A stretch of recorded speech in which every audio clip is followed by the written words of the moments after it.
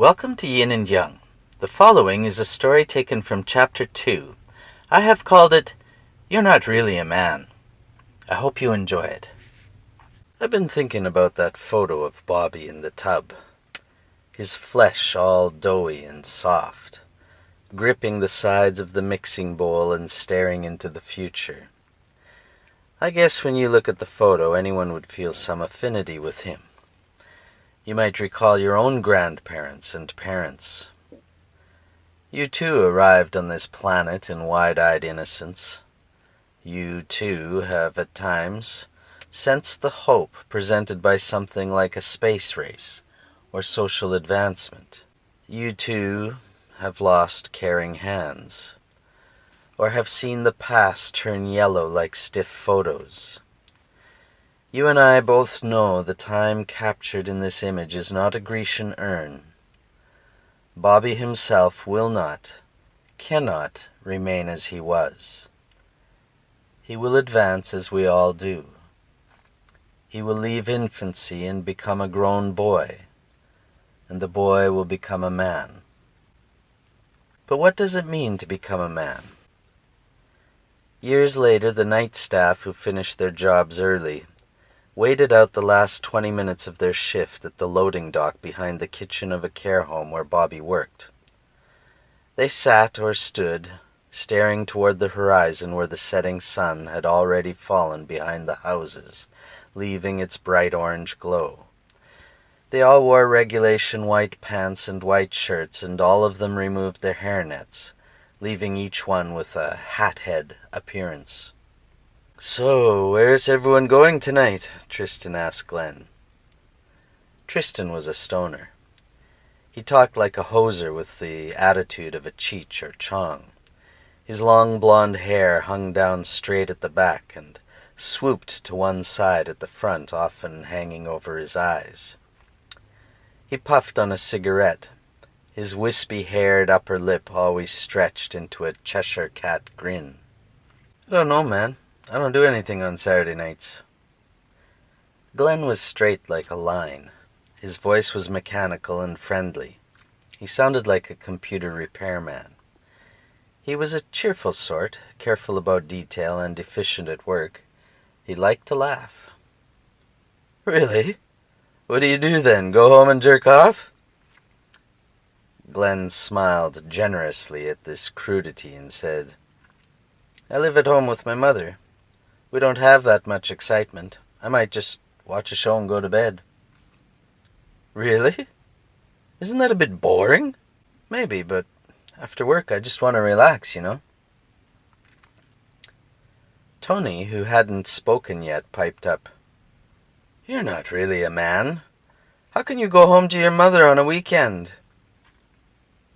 He was standing back near the door opposite Bobby, who also stood while Glenn and Tristan were sitting. Glenn turned and looked up at Tony. "Shut the fuck up," he replied, demonstrating his manliness to Tony, who, startled, grew flush in his face and shifted his feet. "Do you think I should go out and get drunk? Should I watch a football game with the guys?" "Yeah, man, shut the fuck up," Tristan repeated smoothly to Tony, still grinning. Then turning to Glenn, he asked, "Why not go out and get drunk with the boys? I would." He spoke in a manner that was halfway between talking and laughing.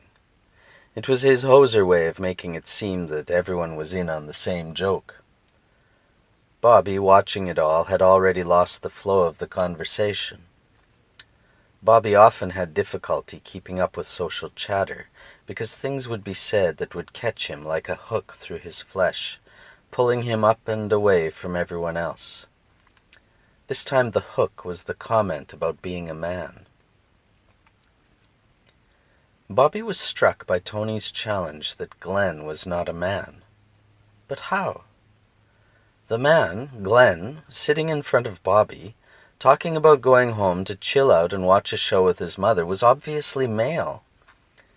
How can another person say that he is not a man?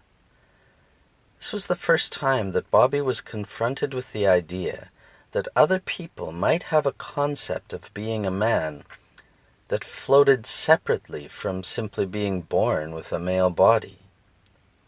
What, he wondered, could possibly be the definition of a man?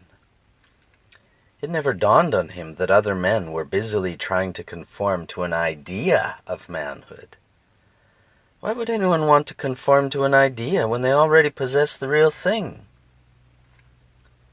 We four, Bobby thought, chilling out after a day of work in the kitchen, were all obviously men. If this were not the case, then what? What is a man, supposedly? Bobby got depressed as he began to think about all the men he knew and considered. Is it possible that a man is someone who can drink a lot? Does a man have to be rude and aggressive? Is a man, God forbid, the kind of character we see in Harlan? Harlan had recently come into the kitchen looking like he hadn't showered. His long, thick black hair looked greasy, and he had at least 3 days of thick stubble on his face. He was strong like a bulldog and a bit puffy with pasty skin, like overripe dough. He strolled into the kitchen waving something around in people's faces, discussing how upset his stomach was from drinking the night before. He took glee in provoking people's disgust. Because of recent cases of E. coli at the care home, all kitchen workers were to submit stool samples. Harlan waved the greenish slop in his test tube at his female colleagues, and they looked away in disgust. Most appeared unable to utter their thoughts, but one person, a small but bellicose woman who had a big husband, spoke to Harlan without fear, confronting him. "Put your shit away, Harlan. People don't want to see that crap. God, you're such an imbecile." Harlan did put his shit away, smiling and looking around. He had accomplished his purpose. Most of the other men at work regarded Harlan as a hero. Harlan's flat-footed, beer-infested behavior repulsed Bobby, and it amazed him that the other guys followed Harlan around like little puppies wagging their tails and rolling over whenever he came around. Why? Is that what a man is? Is that so admirable? In Bobby's mind, Glenn was much more of a man than either Tristan, Tony, or especially Harlan would ever be. In fact, Bobby had a growing admiration for how clearly Glenn could speak in Harlan's language, "Shut the fuck up," while at the same time speaking in a caring manner about going home to his mother, with no seeming concern about how mundane it appeared to the rest of the guys. Bobby encountered this kind of thinking several years later in North Carolina also. One chilly day as he came to work in a fluffy blue and green coat that his sister bought him for Christmas, 2 male teachers were standing in the hallway. One was the Marlboro man, and the other was some kind of race car driver.